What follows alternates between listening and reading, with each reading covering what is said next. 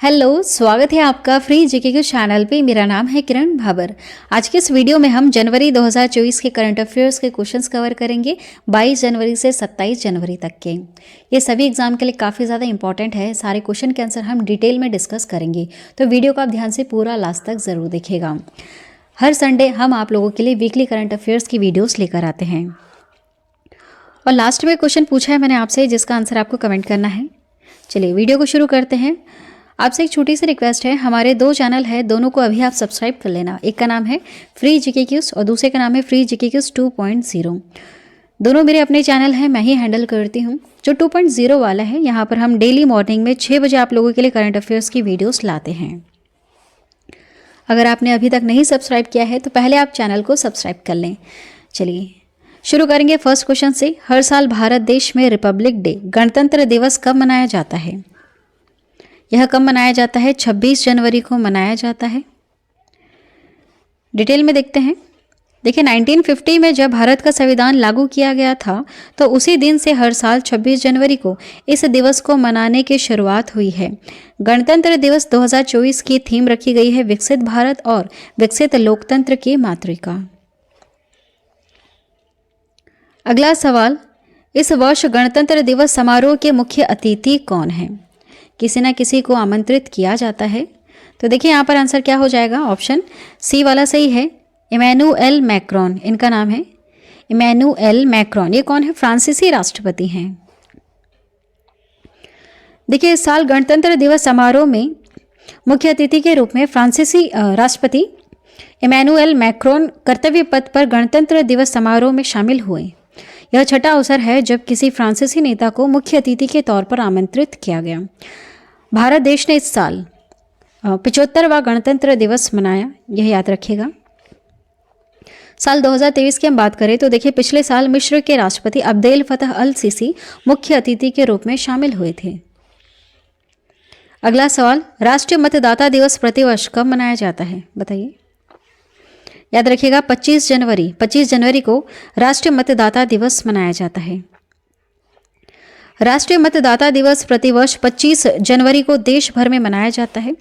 यह दिवस चुनाव आयोग की स्थापना की 61वीं वर्षगांठ के अवसर पर 25 जनवरी 2011 को पहली बार मनाई गई थी।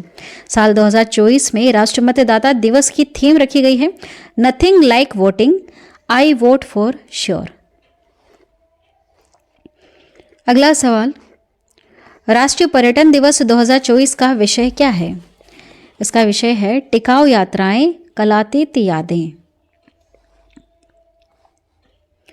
देखिए राष्ट्रीय पर्यटन दिवस हर साल 25 जनवरी को मनाया जाता है। यह पर्यटन के महत्व और इसके सामाजिक, वित्तीय और सांस्कृतिक मूल्य के बारे में वैश्विक समुदाय के बीच जागरूकता पैदा करने के लिए मनाया जाता है। पर्यटन और संचार मंत्रालय के तहत 1958 में विशेष रूप से पर्यटन से संबंधित एक विभाग की स्थापना की गई थी। विश्व पर्यटन दिवस 27 सितंबर को मनाया जाता है। विश्व पर्यटन दिवस अगर आपसे पूछे तो 27 सितंबर को, और राष्ट्रीय पर्यटन दिवस 25 जनवरी को मनाते हैं। अगला सवाल देखिएगा, 3 ट्रिलियन का बाजार पूंजीकरण पार करने वाली दुनिया की दूसरी कंपनी कौन सी है? दूसरी कंपनी है माइक्रोसॉफ्ट। ठीक है, माइक्रोसॉफ्ट, और टॉप पर कौन सी आती है? एप्पल आती है। ये दिग्गज टेक्नोलॉजी कंपनी माइक्रोसॉफ्ट का बाजार पूंजीकरण 3 ट्रिलियन डॉलर को पार कर गया है। माइक्रोसॉफ्ट आईफोन निर्माता कंपनी एप्पल के बाद यह आंकड़ा छूने वाली दूसरी कंपनी है। फिलहाल एप्पल दुनिया की सबसे मूल्यवान कंपनी है। अगला सवाल है, किस भारतीय कंपनी को अमेरिकी स्वास्थ्य नियामक से जेनेरिक दवाओं के लिए मंजूरी मिली है? किस भारतीय कंपनी को? तो देखिए कंपनी का नाम है जाइडस। ठीक है, थोड़ा सा डिटेल में देखते हैं। देखिए इसके तहत कंपनी गैबापेंटीन टैबलेट का प्रोडक्शन और मार्केटिंग कर सकती है। जाइडस गैबापेंटीन टैबलेट के लिए यह अधिकार हासिल करने वाली पहली भारतीय कंपनी है। अगला सवाल, इस वर्ष गणतंत्र दिवस पर केंद्र सरकार कितने लोगों को जीवन रक्षा पदकों से सम्मानित करेगी? कितने लोगों को? याद रखिएगा 31 लोगों को। 31 लोगों में से देखिए यहाँ पर भी और क्षेत्र हैं, यहाँ पर देखिएगा। इस वर्ष के गणतंत्र दिवस पर केंद्र सरकार 31 लोगों को जीवन रक्षा पदक से सम्मानित करेगी। गृह मंत्रालय के अनुसार इस अवार्ड में 3 सर्वोत्तम जीवन रक्षा पदक हैं। 3 क्या है इसमें? सर्वोत्तम जीवन रक्षा पदक है, 7 इसमें से उत्तम जीवन रक्षा पदक है और 21 व्यक्तियों को जीवन रक्षा पदक से सम्मानित किया जाएगा। ठीक है, तो इस तरह से देखिएगा आप, पूरे 31 लोगों को जीवन रक्षा पदक दिया जाएगा, जो इन श्रेणियों में दिया जाएगा, है ना। चलिए अब हम आगे बढ़ते हैं। प्रतिष्ठित freedom of the city of London सम्मान से किसे सम्मानित किया गया? यहाँ पर आंसर सी सही हो जाएगा, अजीत कुमार मिश्रा को। अजीत कुमार मिश्रा को freedom of the city of London से सम्मानित किया गया है। देखिए, ब्रिटेन में भारत में जन्मे एक प्रमुख वकील अजीत मिश्रा को freedom of the city of London award मिला है। यह पुरस्कार कानूनी और सार्वजनिक जीवन में उनके असाधारण योगदान के लिए दिया गया। Ajit Mishra UK India legal partnership के संस्थापक और अध्यक्ष हैं। अगला सवाल, किसने कौशल विकास और उद्यमिता मंत्रालय की नई बिल्डिंग कौशल भवन का उद्घाटन किया? किसने किया है? तो श्रीमती द्रौपदी मुर्मू ने, जो देश की राष्ट्रपति हैं। थोड़ा सा कवर करते हैं डिटेल में। देखिए, भारत की राष्ट्रपति श्रीमती द्रौपदी मुर्मू ने नई दिल्ली में कौशल विकास और उद्यमिता मंत्रालय की एक नई बिल्डिंग कौशल भवन का उद्घाटन किया। यह नई बिल्डिंग अत्याधुनिक बुनियादी ढांचे से सुसज्जित है। इस अवसर पर केंद्रीय शिक्षा, कौशल विकास और उद्यमिता मंत्री धर्मेंद्र प्रधान भी मौजूद थे।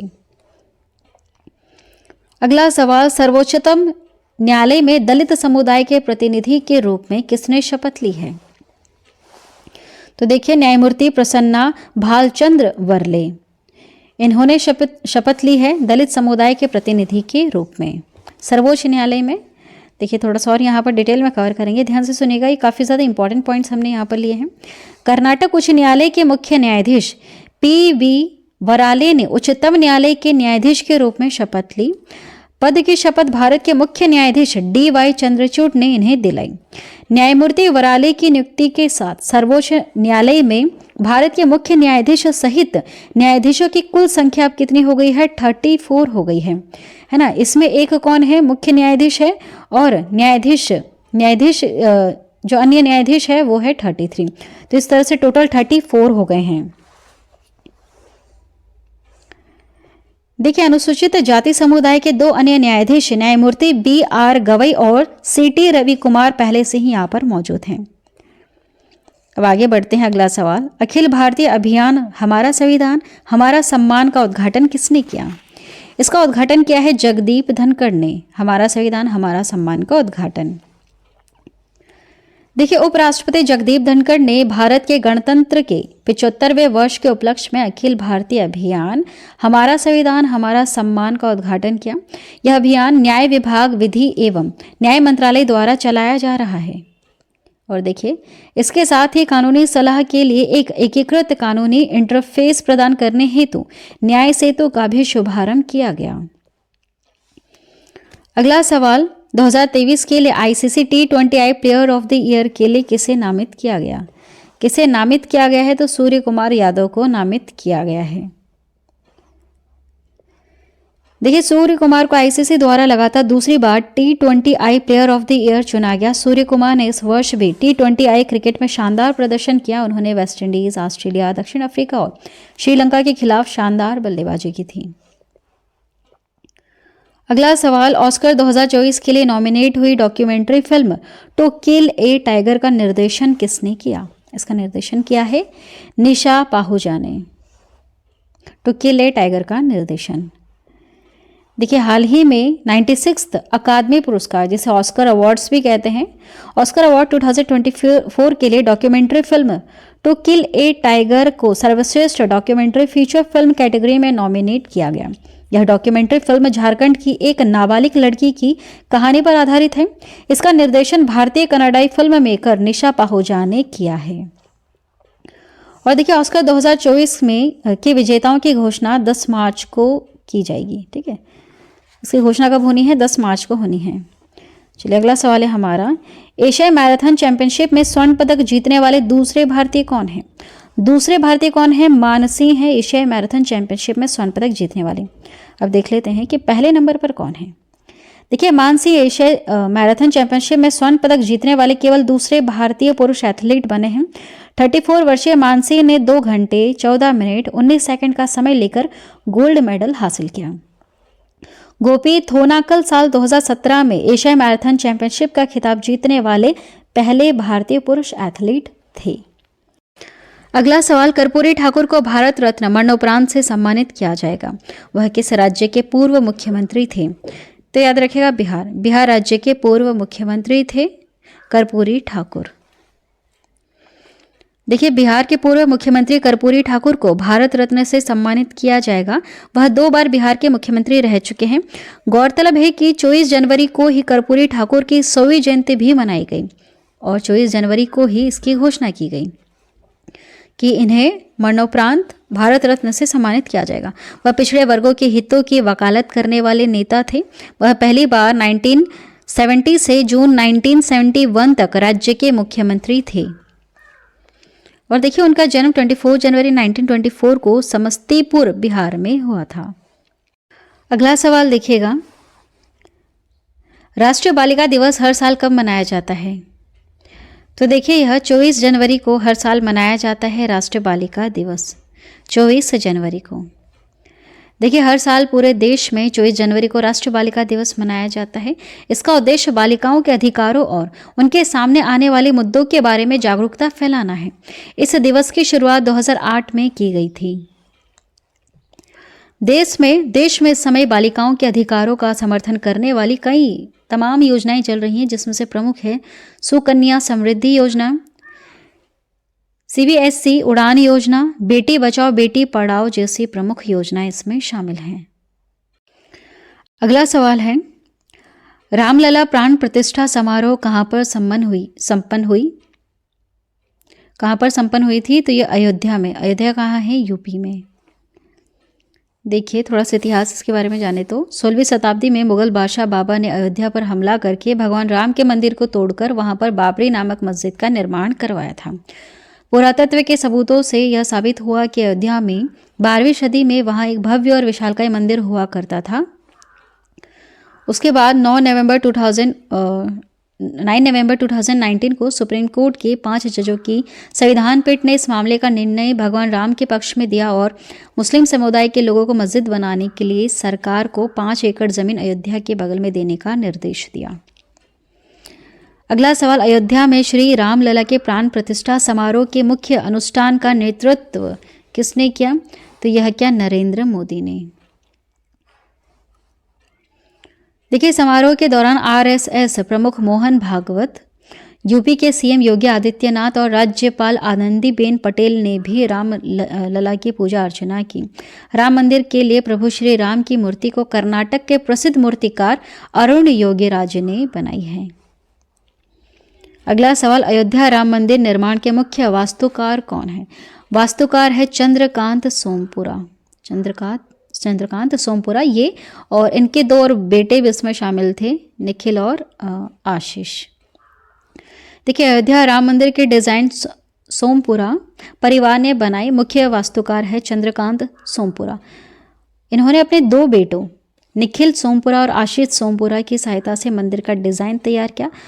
सोमपुरा परिवार के द्वारा ही गुजरात के गिर के सोमनाथ मंदिर का निर्माण किया गया और ऐसे तमाम इन्होंने डिज़ाइंस बना रखी हैं मंदिरों के लिए।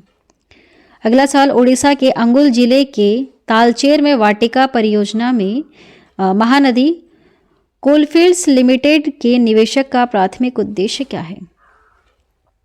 तो इसका उद्देश्य है सांस्कृतिक विरासत जागरूकता। देखिए, वाटिका परियोजना का प्राथमिक फोकस भगवान जगन्नाथ से जुड़ी समृद्ध सांस्कृतिक विरासत के बारे में जागरूकता पैदा करना और तालचेर अंगुल की सांस्कृतिक विरासत के संरक्षण में योगदान देना है। अगला सवाल, किसे हाल ही में सशस्त्र सीमा बल का महानिदेशक नियुक्त किया गया? किसे नियुक्त किया गया? तो देखिए, दलजीत सिंह चौधरी को। दलजीत सिंह चौधरी इनका नाम है। इन्हें सशस्त्र सीमा बल का महानिदेशक नियुक्त किया गया।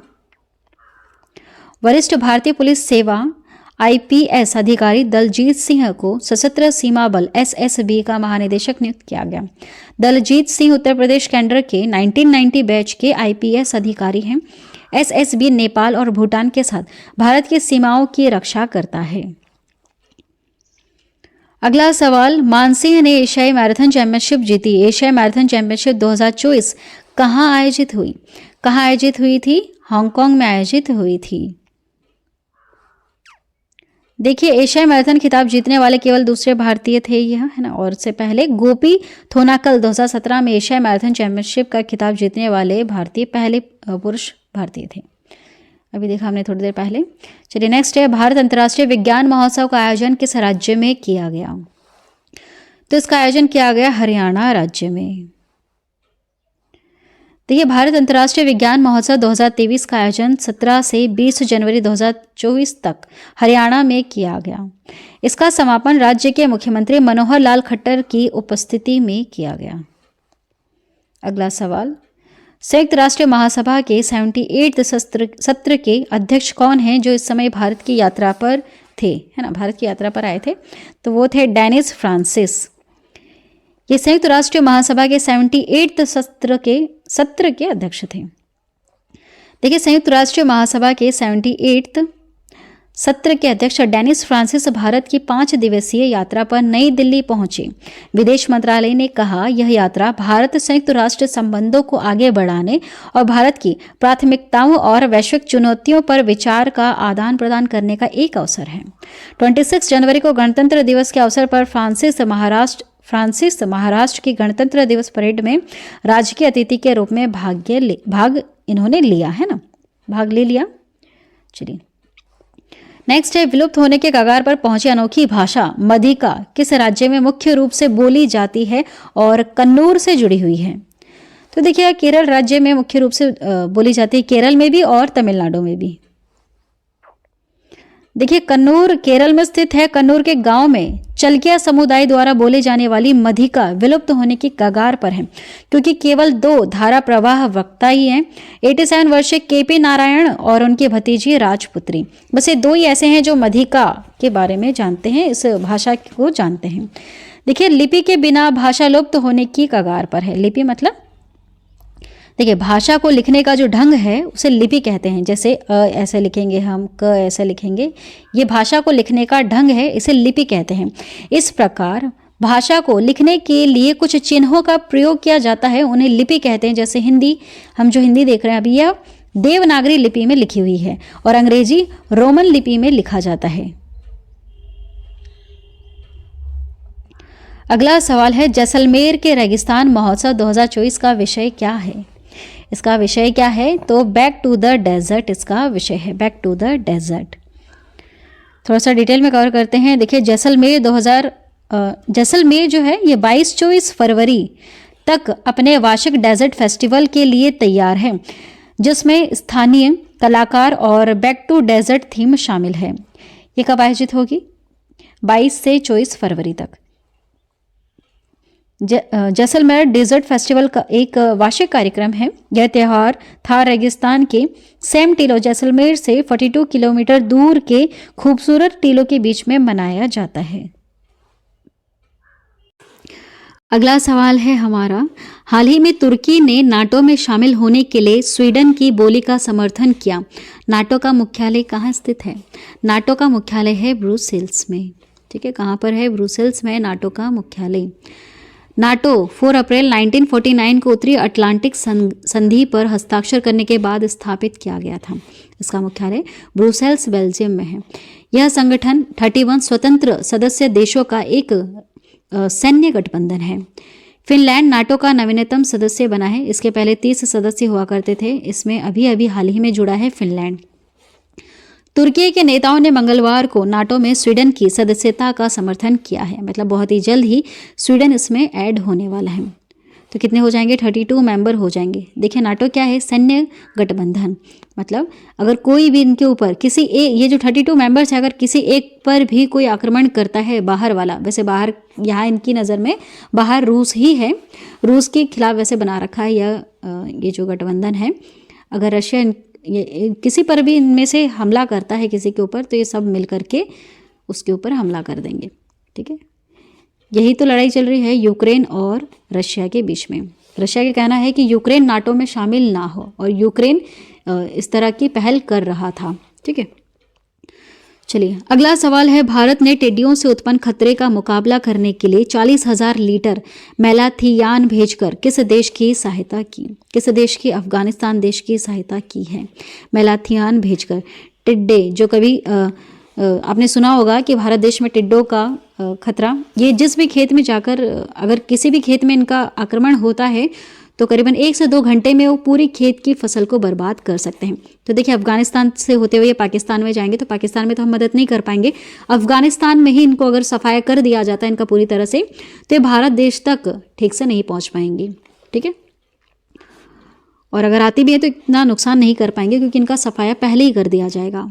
मेलाथियान को ईरान के चाबहार बंदरगाह के माध्यम से काबुल ले जाया गया। तालिबान नियंत्रित कृषि मंत्रालय ने सहायता के लिए आभार व्यक्त किया। यह सहायता न केवल अफगानिस्तान में तत्काल टिड्डियों के खतरे से निपटने में मदद करती है, बल्कि पड़ोसी मध्य एशियाई देशों में टिड्डियों के प्रसार को रोकने में भी योगदान देती है। इसलिए बहुत ही ज़्यादा महत्वपूर्ण था कि इनको ख़त्म किया जाए। चलिए अगला सवाल देखिएगा, किस भारतीय प्रौद्योगिकी संस्थान ने एक भारत श्रेष्ठ भारत के तहत युवा संगम कार्यक्रम के तीसरे चरण की मेजबानी की? यहाँ पर आंसर डी सही हो जाएगा, IIT गुवाहाटी। थोड़ा सा डिटेल में कवर करते हैं। देखिए यह क्या है, एक भारत श्रेष्ठ भारत के तहत युवा संगम कार्यक्रम के चरण 3 की सफलतापूर्वक मेजबानी IIT गुवाहाटी द्वारा की गई है। इस पहल का उद्देश्य देश में युवाओं के बीच लोगों के बीच संबंधों को बढ़ाना है। कार्यक्रम में सांस्कृतिक आदान प्रदान, गहन सीखने के अनुभव और पर्यटन, परंपराओं, विकास, लोगों से लोगों के बीच जुड़ाव और प्रौद्योगिकी पर केंद्रित विभिन्न गतिविधियां शामिल हैं। अगला सवाल, जनवरी 2024 में भारत ने किस पश्चिम एशियाई देश के साथ सूचना प्रौद्योगिकी के क्षेत्र में सहयोग के लिए एक समझौता ज्ञापन पर हस्ताक्षर किए? तो आंसर यहाँ पर सी सही हो जाएगा, ओमान। देखिए डिटेल में कवर करेंगे। भारत के इलेक्ट्रॉनिक्स और सूचना प्रौद्योगिकी मंत्रालय और ओमान के परिवहन, संचार और सूचना प्रौद्योगिकी मंत्रालय के बीच समझौता ज्ञापन पर हस्ताक्षर हुआ है। समझौता ज्ञापन पर हस्ताक्षर हुआ। MOU का उद्देश्य सूचना प्रौद्योगिकी के क्षेत्र में आपसी सहयोग, प्रौद्योगिकियों, सूचनाओं को साझा करना और निवेश के माध्यम से व्यापक सहयोग को बढ़ावा देना है। यह समझौता IT क्षेत्र में सरकार से सरकार और बिजनेस टू बिजनेस दोनों द्विपक्षीय सहयोग को बढ़ाएगा। चलिए अगला सवाल है, भारतीय वायुसेना ने किन देशों के साथ डेजर्ट नाइट अभ्यास आयोजित किया? तो देखिए आंसर यहाँ पर ए सही हो जाएगा, फ्रांस और संयुक्त अरब अमीरात, इनके साथ मिलकर के डेजर्ट नाइट अभ्यास शुरू किया। देखिए 23 जनवरी 2024 को भारतीय वायुसेना ने फ्रांसीसी वायु और अंतरिक्ष बल और संयुक्त अरब अमीरात जो है वायुसेना के सहयोग से, इन सब की वायुसेना जो है उन सब ने मिलकर के अभ्यास डेजर्ट नाइट का आयोजन किया है। इसका क्या नाम दिया गया है? Desert Night. देखिए किस देश ने बच्चों के लिए मलेरिया के खिलाफ दुनिया का पहला नियमित टीकाकरण कार्यक्रम शुरू किया है? किस देश ने? आंसर बी सही है, कैमरून। कैमरून जो एक कंट्री है, इसने बच्चों के लिए मलेरिया के खिलाफ दुनिया का पहला नियमित टीकाकरण कार्यक्रम शुरू किया। देखिए यह अभियान 22 जनवरी से शुरू हुआ और इसे अफ्रीका में मलेरिया से निपटने के प्रयास में एक महत्वपूर्ण मील का पत्थर माना जाता है, जहां इस बीमारी के कारण वैश्विक मलेरिया से होने वाली 95% मौतें ही होती हैं। कार्यक्रम में इस्तेमाल किए जाने वाला टीका मॉस्कीरिस्क है, जिसे 2 साल पहले विश्व स्वास्थ्य संगठन ने समर्थन दिया था। कैमरून बच्चों के लिए मलेरिया के खिलाफ दुनिया का पहला नियमित टीकाकरण कार्यक्रम शुरू करने वाला पहला देश बना है। अगला सवाल, विश्व की पहली मेलानिस्टिक टाइगर सफारी किस भारतीय राज्य में स्थापित की जाएगी? मेलानिस्टिक टाइगर सफारी तो यह ओडिशा राज्य में स्थापित की जाएगी।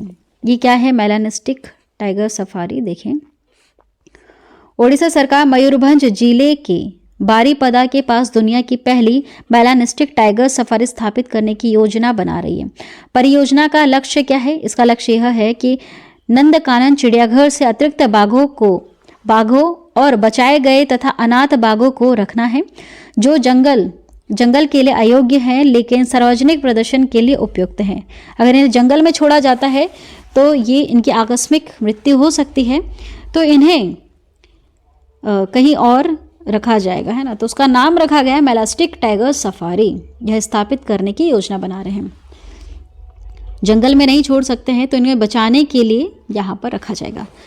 अगला सवाल, हाल ही में कानपुर में AIISH सैटेलाइट सेंटर का उद्घाटन किया गया। AIISH का पूर्ण रूप क्या है? इसका फुल फॉर्म क्या है? तो इसका फुल फॉर्म है all India institute of speech and hearing. यह इसका फुल फॉर्म है। देखिए, AIISH का मतलब all India institute of speech and hearing होता है। कानपुर में उद्घाटन किया गया AIISH सैटेलाइट सेंटर उत्तर भारत में डॉक्टरों को परीक्षण देने और देखभाल प्रदान करने में योगदान देगा। देखिए, 75वां गणतंत्र दिवस समारोह के मुख्य अतिथि कौन थे? इमैनुअल मैक्रोन इसके मुख्य अतिथि थे, है ना। देखिए, इस साल गणतंत्र दिवस समारोह के मुख्य अतिथि के रूप में फ्रांसीसी राष्ट्रपति इमैनुअल फ्रांसिस कर्तव्य पद पर ये शामिल हुए थे और 75वां गणतंत्र दिवस मनाया गया। पिछले साल 2023 में मिस्र के राष्ट्रपति अब्देल फताह अल सीसी मुख्य अतिथि बने थे। अगला सवाल, राष्ट्रीय मतदाता दिवस किस कारण मनाया जाता है? कारण क्या है? तो भारत निर्वाचन आयोग का स्थापना दिवस के उपलक्ष्य में राष्ट्रीय मतदाता दिवस मनाते हैं। देखिए, भारत के चुनाव आयोग के स्थापना दिवस को चिन्हित करने के लिए 25 जनवरी 1950 को स्थापित किया गया था, जिसे स्थापित किया गया था 1950 में, है ना। चुनाव आयोग को कब स्थापित किया गया था? 1950 में स्थापित किया गया था। तो देखिए, 2011 से इसे हर साल मनाया जाता है। इससे पहले नहीं मनाया जाता था, 2011 से इसे मनाया गया है। विशेष रूप से नए मतदाताओं के लिए नामांकन को प्रोत्साहित करना, सुविधा प्रदान करना और अधिकतम करना, चुनाव में सूचित भागीदारी को बढ़ावा देने के लिए मतदाताओं में जागरूकता फैलाना। अगला सवाल काफ़ी ज़्यादा important, Australian open men's double 2024 किसने जीता? यह जीता है रोहन बोपन्ना, जो भारत देश के हैं, और इनके साथी जो है मैथ्यू एबडन, दोनों ने मिलकर के जीता है। मैथ्यू एबडन ऑस्ट्रेलिया के खिलाड़ी हैं। दोनों ने मिलकर के मेंस डबल्स 2024 का खिताब जीता ऑस्ट्रेलियन ओपन्स में। रोहन बोपन्ना ये भारत देश के सबसे उम्रदराज लॉन्ग टेनिस खेलने वाले खिलाड़ी हैं। देखिए, ये 2 बार अभी तक जीत चुके हैं। मेंस डबल्स ऑस्ट्रेलिया ओपन 2024 जो भी इन्होंने जीता, बोपन्ना और ऑस्ट्रेलियाई खिलाड़ी मैथ्यू एबडन ने। और इससे पहले बोपन्ना ने मिक्स्ड डबल फ्रेंच ओपन 2017 में जीता था। मिक्स्ड डबल्स में एक पुरुष होता है और एक महिला शामिल होती हैं। तो देखिए, बोपन्ना और कनाडाई गैब्रिएला डाब्रोवस्की ये इनके साथ थी। तो दोनों ने मिलकर के मिक्स्ड डबल्स फ्रेंच ओपन 2017 का खिताब जीता। अगला सवाल है, भारतीय नवीकरणीय ऊर्जा विकास एजेंसी के सतर्कता विभाग द्वारा अनावरण की गई ग्रह पत्रिका का नाम क्या है? तो देखिए, इसका नाम रखा गया है पहल। इसका क्या नाम रखा गया है? पहल नाम रखा गया है। डिटेल में जानते हैं। अनावरण समारोह नई दिल्ली में IREDA के पंजीकृत कार्यालय में अध्यक्ष और प्रबंध निदेशक श्री प्रदीप कुमार दास के नेतृत्व में हुआ। CMD श्री प्रदीप कुमार दास ने नवीकरणीय ऊर्जा पहल को बढ़ावा देने के लिए पहल में कर्मचारियों और बच्चों की बढ़ती भागीदारी के महत्व पर प्रकाश डाला। इस पहल का उद्देश्य IREDA द्वारा की गई नवीकरणीय ऊर्जा पहल के संबंध में पारदर्शी, जवाबदेही और जागरूकता को बढ़ाना है। अगला सवाल, 2027 विश्व टेस्ट चैंपियनशिप फाइनल की मेजबानी कौन सा देश करेगा? तो देखिए, इंग्लैंड करेगा। इंग्लैंड 2021, 23 और 2025 और 2027 में मेजबानी की है ना।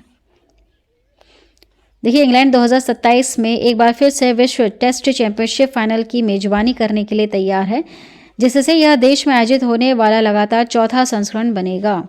इंग्लैंड ने 2021-2023 में इसकी मेजबानी कर चुका है। यह WTC फाइनल के पहले 2 संस्करण की मेजबानी इसने की थी।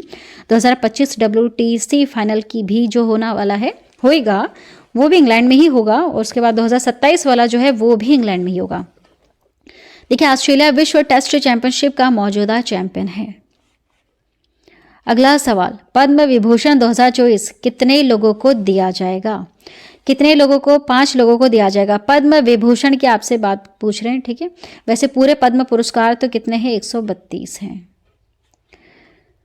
तो यहाँ पर देखते हैं कि इसमें किसे किसे मतलब कितने पद्म विभूषण हैं, कितने पद्म भूषण हैं और कितने पद्मश्री पुरस्कार हैं।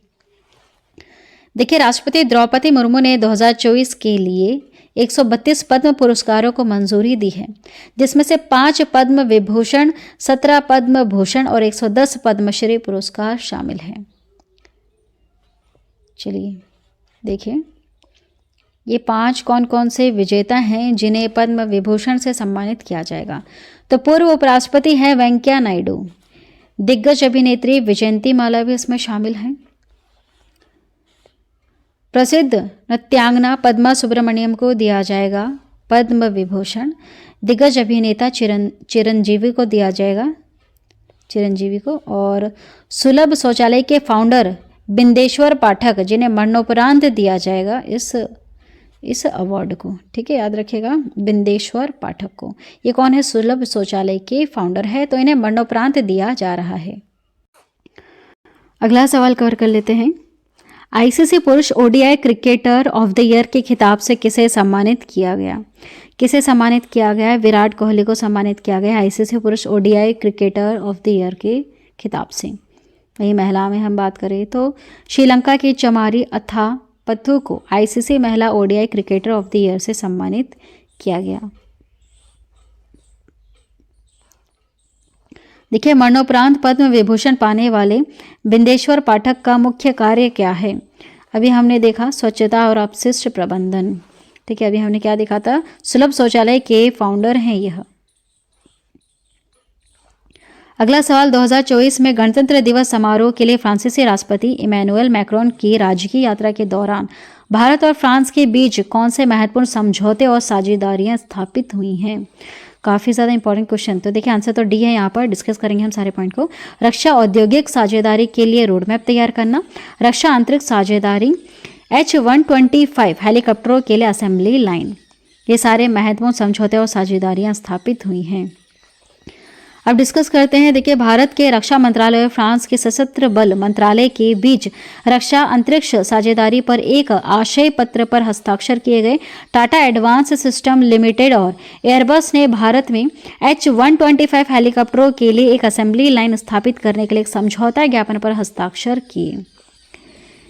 और देखिएगा, न्यू पेस इंडिया लिमिटेड और फ्रांस की एरियन स्पेस ने अंतरिक्ष क्षेत्र में एक समझौता ज्ञापन पर भी हस्ताक्षर किए। अगला सवाल, 75वें गणतंत्र दिवस 2024 पर वीरता के लिए वायुसेना पदक से सम्मानित महिला IAF अधिकारी कौन थी? तो ये थी स्क्वाड्रन लीडर निकिता मल्होत्रा। थोड़ा सा जानते हैं इनके बारे में। देखिए, भारतीय वायुसेना के सदस्य स्क्वाड्रन लीडर निकिता मल्होत्रा को 75वें गणतंत्र दिवस पर वीरता के लिए वायुसेना पदक प्राप्त हुआ है। वह कर्तव्य पद पर फ्लाई पास्ट के दौरान लड़ाकू विमानों के तांगेल गठन में शामिल थी। अगला सवाल है, किस कंपनी ने बहुभाषी वर्चुअल असिस्टेंट बनाने के उद्देश्य से generative AI platform Bharat GPT launch किया है? किसने? तो CoRover.ai ने। देखिए, डिटेल में कवर करते हैं। CoRover.ai अपने मानव केंद्रित संवादी AI प्लेटफॉर्म के लिए जाना जाता है, याद रखिएगा। और भारत GPT कंपनी का एक क्रांतिकारी नवाचार है। गूगल के साथ CoRover.ai का सहयोग और गूगल क्लाउड प्लेटफॉर्म पर भारत GPT की मेजबानी डेटा संप्रभुता, गोपनीयता और सुरक्षा सुनिश्चित करती है, जिससे इसकी विश्वसनीयता बढ़ती है। देखिए, भारत GPT सुविधाओं और क्षमताओं की एक विस्तृत श्रृंखला प्रदान करता है, जो इसे विभिन्न क्षेत्रों और उद्योगों के संगठनों के लिए मूल्यवान उपकरण बनाता है। भारत GPT एकमात्र भारतीय विदेशी जनरेटिव AI प्लेटफॉर्म है, याद रखिएगा। अगला सवाल, हाल ही में आयोजित नाटो सैन्य अभ्यास का नाम क्या है जो शीत युद्ध के बाद सबसे बड़ा प्रतीत होता है? तो इसका नाम है स्टीडफास्ट डिफेंडर अभ्यास। क्या नाम है? स्टीडफास्ट डिफेंडर अभ्यास इसका नाम है। देखिए, शीत युद्ध के बाद सबसे बड़ा नाटो अभ्यास को स्टीड फास्ट डिफेंडर 2024 कहा जाता है। इस अभ्यास में संयुक्त राज्य अमेरिका और अन्य नाटो सहयोगी देशों के 90,000 से अधिक सैनिक शामिल हैं। इसमें विमान वाहक विध्वंसक सहित 50 से अधिक जहाज, साथ ही 80 से अधिक लड़ाकू जेट इसमें शामिल थे। हेलीकॉप्टर और ड्रोन भी इसमें शामिल थे। ठीक है, तो देखिए कितना बड़ा सैन्य अभ्यास था कि इसमें 90,000 से अधिक सैनिक शामिल हुए थे। चलिए, अब लास्ट वाला क्वेश्चन आपके लिए, जिसका आंसर आप कमेंट करके बताइए। इस वर्ष गणतंत्र दिवस समारोह के मुख्य अतिथि कौन थे? बहुत बार यह प्रश्न आया बीच में, क्या होगा इसका आंसर, और इनके बारे में आपको डिटेल में भी बताना है कि यह व्यक्ति कौन है और 2023 में किसे मुख्य अतिथि के रूप में शामिल किया गया था। चलिए, आज के वीडियो में इतना ही। आई होप यह वीडियो आपको पसंद आई होगी। वीडियो अगर पसंद आती है तो चैनल को अभी सब्सक्राइब करना और बेल नोटिफिकेशन आइकन पर ऑल प्रेस जरूर कर देना। देखिए, हमारे 2 चैनल है, दोनों को अभी आप सब्सक्राइब जरूर कर लेना। चलिए, वीडियो को लास्ट तक पूरा देखने के लिए थैंक यू सो मच।